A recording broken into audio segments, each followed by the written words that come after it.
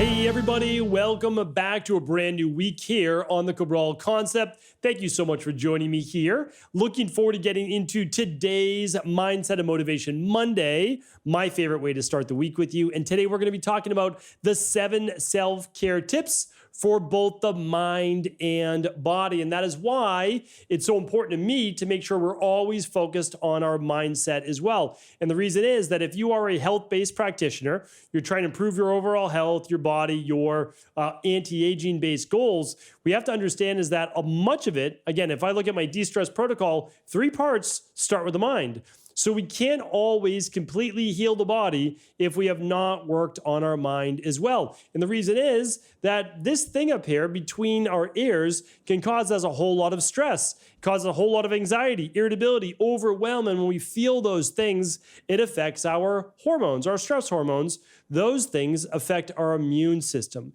So I did a whole podcast before. You're welcome to check it out on neuroendoimmunology. It's just how the nervous system, think of the brain attached to the spinal cord, affecting the hormones, which affects the immune system. So the endo is the endocrine system, and the immune system is obviously the immune system. All of these things are so important because whereas we're talking about things like long COVID or dis-ease in any way in the body, they're in some way or another related to our overall stress in our body, as well as then underlying root cause-based health imbalances.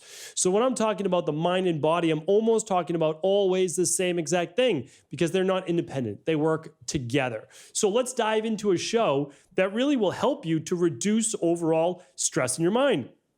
And if you can reduce overall stress, you can absolutely improve your overall health and your body transformation and your anti-aging longevity-based goals. So the first self-care tip is this: track your time. I've talked about this many times in many different ways. I think it is one of the most overlooked topics in overall self-care. We are not able to figure out how we spend our 16 hours every single waking hour every day if we don't know what we're doing. So if you're not following a schedule and you are just battling the world as things come up, I'm telling you right now, it is going to be difficult to move forward towards a specific goal. That is even to say if you have a specific goal. Now, if you don't, please go back, check out previous shows. But, in all seriousness, if you don't know how you're spending your 16 waking hours, it's difficult to then regain control of your life. Because it first starts with, well, where are all your hours going? So in my opinion, there are hours that aren't necessarily yours, right? So if you have a job, 8 of those hours might be at your job. 10 of those hours might be at your job. So then what are you doing for those other 6 hours? I have a podcast on that as well called The Missing 6 Hours Per Day. I'm going to link up those last 2 podcasts that I just mentioned today at stephencabral.com/2320. Please go check it out. Listen to those additional shows because they're going to be game changers because most people have what I call a missing 6 hours per day. You might not think that you do, but trust me, listen to the show. You're going to find at least a few hours per day. But what I need you to do is find those hours. And if you're not tracking your time, then it's a near impossibility because if you want to move forward in your life, it's all about consistency. Consistency only happens if you're able to pencil in, or ideally pen in, 1 hour a day, 30 minutes in the morning, 30 minutes at night, 30 minutes at lunch, like wherever you can find those chunks of time, they need to be penned into your calendar. But you can't do that if you don't know your schedule. So please, figure out, track your time. And I think this can be vitally important because unfortunately, we don't always think it. We don't always know it. But most people spend about 4 to 5 hours on their phone a day. You might say, well, that's impossible. Think about it. I mean, really, like seriously, think about this. 20 minutes, even 15 minutes an hour. So if you look at it that way, it's 150 minutes, right? 150 minutes over 10 hours. Apologize if my math is wrong while I'm trying to do this on a podcast. But if I look at that, that's 2.5 hours. And that's only over 10 hours of the day. Add another few, I'm at that 3 hours, 4 hours. It's really important that we understand that we don't lose chunks of our day by just spending it all online and answering or engaging in conversations we just don't necessarily need to be in. So just please think about it. Maybe yours isn't the phone. Maybe yours is doing other things that can be batched, that can be chunked. That's another podcast I have. You don't have to do things that every single day, they could be chunked to like 1 hour a day, once a week for your errands to go out to different places. So I'm just trying to help you get back more of your hours so you can use that in a more productive way in order to fulfill your potential towards your specific goals. All right, the second self-care tip is this: detox from the news. Please stop engaging with the news. Once you understand that all media, whether it's on this side or that side, they're all private businesses, every single one. So again, like, just think about this. At the beginning of the year, and I'll do a whole podcast on this. At the beginning of the year, a business might start with like $5 million, we'll just say, an overhead. Let's just say it's a small media company. Okay, so $5 million, that includes their rent and their benefits to their employees, their employee wages, and all the different expenses that might go into that, right? So like, let's just say it's $5 million. Okay, so what do they need to do? Well, they need to sell advertising in order to pay for all of that overhead and then hopefully make some profit. So if we look at that, what are they going to do? Well, then a company steps in and says, oh, I'll advertise on your media news outlet. And it could be one of the big corporations or big pharma or big tech or whatever. And there's just a wink, wink, handshake agreement that you're not going to talk about negatively about this. And you're also going to promote this specific thing.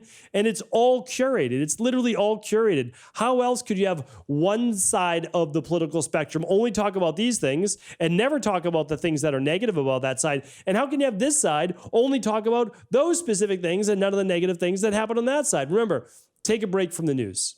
You just take a break from it. You really don't need to be consuming all of the news that you believe is actual factual. For the most part, we have no idea what's going on in most of the world, except for what we're given through our specific media outlet that we believe is somehow factual. It's not. It's all predicated based on what the narrative is at that moment. So again, I just want to be careful. I'm not saying that you don't have to know or shouldn't know some things that are going on in the world. Yes, you probably do. But at least for a period of time, you need to take a break. You need to take a break from it. Then you can try to find more independent sources, see what both sides are saying, which is always a good idea. Keep an open mind. And the last part I would say is you'll at least take like a sabbatical from the news for a few weeks, right? Or at least you just won't watch it before bed. You have to be careful what you put into your brain on a daily basis.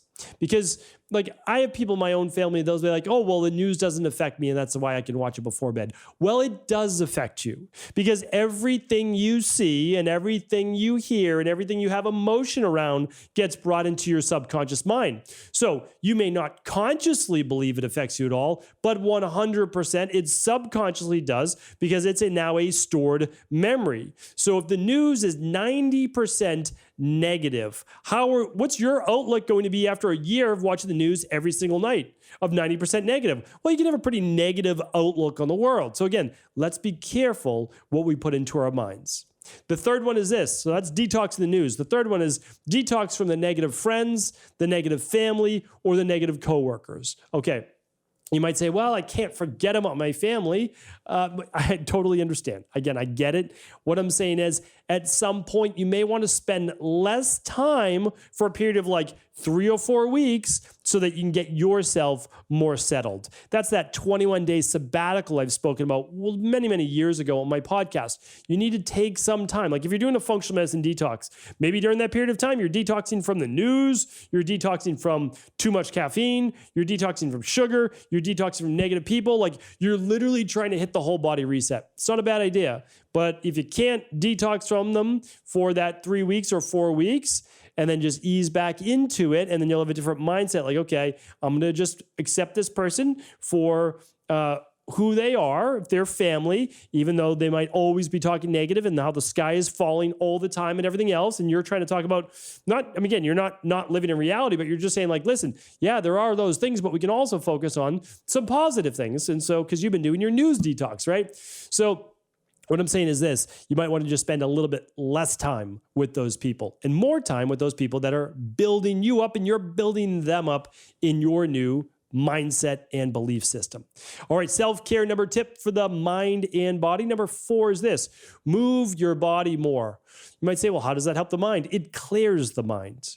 When you move the body, it clears the mind. Try going for a jog. Try going for a walk.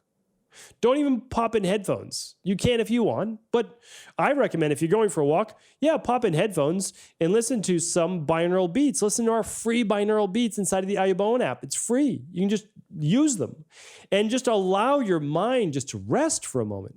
It allows it to quiet the thoughts as there's specific frequencies that are being used to help bring those waves down, those brain waves down to a more calming based state. We can think more clearly and new ideas come to you. During some of the most challenging and hardest moments in my life, I always went back to walking and binaural beats. I can't recommend it enough. 7,000 to 10,000 steps a day. Get out there and start walking. Go for a jog if you want. That's great too. Why? Well, when you're huffing and puffing, really difficult to be thinking about all the negative thoughts about the world and life and all that. You're breathing. You're literally moving your lymphatic system. You're recycling, or you're removing out a lot of what's called the toxic fluids. So in the interstitial milieu, which feeds all the cells in your body. Remember, you have 40 trillion cells in your body, 30 to 40 trillion, give or take a trillion. You have all of those cells that are now breathing and removing waste and taking in nutrients. It's like, it's just this wave going in and out, and it's really so amazing for your body. So do that. Do some weight training if you want. Do some kickboxing. Just get your body moving more days than not. Try to take 30 minutes every single day and get that body moving, all right? Whether it's walking, whether it's weights, whether it's kickboxing, whether it's swimming, just get your body moving. I'm telling you right now, it is something that you won't regret. Meaning, I don't know a human being alive, and I worked in fitness for a long time. I don't know a human alive that didn't enjoy their time after a workout. Now, I remember many people not wanting to work out that day, but everyone, when they finished, was happy they did. All right. And if you're not happy you did, then you did a workout that was simply too crushing for the body. Self-care tip number 5 is say no a little bit more often, at least for a period of time. This goes back to my kind of detoxing from the news, detoxing from negative people for a period. Just, you have a lot of demands on your time. I'm not saying that you can stop taking your kids to school, after school activities, for you not to go to class anymore, for you not to do whatever. But for a period of time, don't take on extras. You can literally tell people like, listen, I'm taking it easier this summer. I'm not necessarily taking a vacation per se. I'm just not taking on a little extra projects like this. When I was I just write bullets sometimes for the podcast. I have 7 bullets right now. As I was writing this bullet, number 5, I literally sent an email right before it. And that's kind of how it got created here, because I could give you 1 million, but 1 million you can't implement. 7, I think that you can, or you can at least pick your 3 or 4 favorite.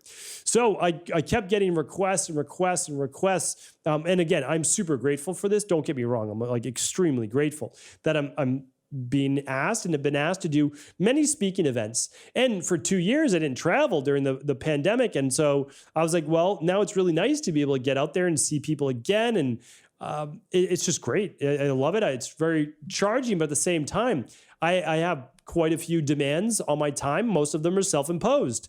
And I just started saying, no, you know what? I was like, I'm not traveling for the summer. That's it. Like, I've got one travel date that was scheduled 6 months ago, 7 months ago, not canceling that, but I am not traveling. I'm just literally not traveling until mid-September. That's it. So what's that? About 3 months.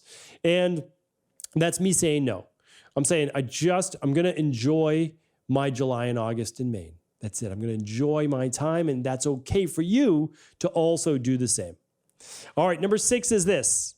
Create a vision board. I have been working on this with my 2 daughters. They've been very interested in more about this thing, called your mind, and not just the brain, but the mind and the body's ability to bring into physical reality that which was once a thought. And I think this is very fascinating because as a child, you're a little bit more open to it, especially if you're younger than 8. Now, my daughters are getting a little older now, not of course old, but older. And this is the time where everything's kind of being solidified from the child mind to the more, not adolescent, but almost. As adults, we don't necessarily believe it as much anymore because we've been hardened by life. But this is why doing a vision board kind of brings out the kid in you. It's my recommendation that you put some things on this board, you can cut them out, you can draw them, you can, obviously you can find any photo online. But the goal is to put a few things on the board that you've already accomplished. that you've always wanted to accomplish, and you have done it. So that tells the brain, listen, I've already checked off a few of these. And I've got a whole podcast on vision boards as well. Maybe we can link that up as well for my team. But the thing is, then you're going to put some other visions for your future that you want on there.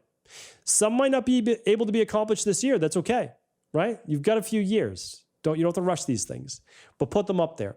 Things that you believe in, things that you want more of, some things you already have. I'm telling you, it's one of the most enjoyable things you can do. It's a lot of fun. Have the whole family create one for themselves. All right, number 7, the last self-care tip I'd like to give you for the day for both mind and body is this. 30 minutes a day. So I need you to find 30 minutes a day. Upon waking, at lunch, mid-afternoon, mid-morning, after the kids go to bed, after your spouse goes to bed, like whatever you want to do.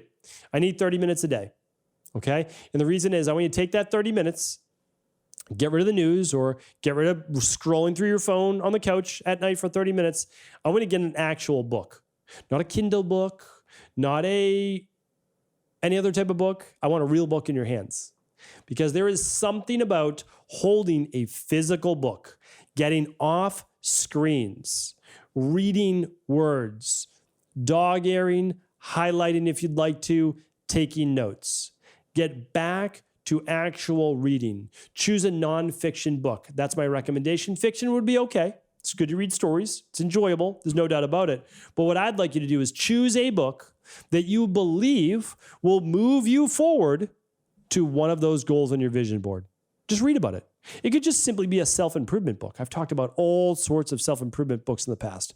The Magic of Thinking Big, the Old School Attractive Factor. I've talked about The Power of the Subconscious Mind by Dr. Joseph Murphy. I've talked about Infinite Possibilities by Mike Dooley. So many, again, like hundreds of books I've mentioned before on self-improvement. They're all great first places to start. Audio is really nice as well, but I do recommend, if possible, reading a book. Even if you don't consider yourself the best reader, that's okay. Nobody's judging you. Don't judge yourself. If you can read for 30 minutes a day, ideally before bed. Why? Because then it's in your mind. It is what you're thinking about right before bed. Get yourself ready for bed, walk the dog ahead of time, brush your teeth, then get into bed with that book. It should be the last thing, ideally, if you can. Now, you can also start with some of it in the morning as well. But here's the thing. If you can give yourself, not me, if you can give yourself 30 minutes per day, you're going to be able to finish at least 10 pages a day. If you read 10 pages a day, you read one book a month if it's a 300-page book. That means you can read one book a month for an entire year. That's 12 books. If you can do that around subjects that you enjoy or that you want to learn more about or that would move you forward in your life, I'm telling you right now, you won't even recognize yourself for your life 1 year from now, but you have to start today. Hopefully today's podcast was helpful. Thank you so much for tuning into the show. I truly appreciate it. I really do. Please do feel free to share this show with anyone you believe it could serve.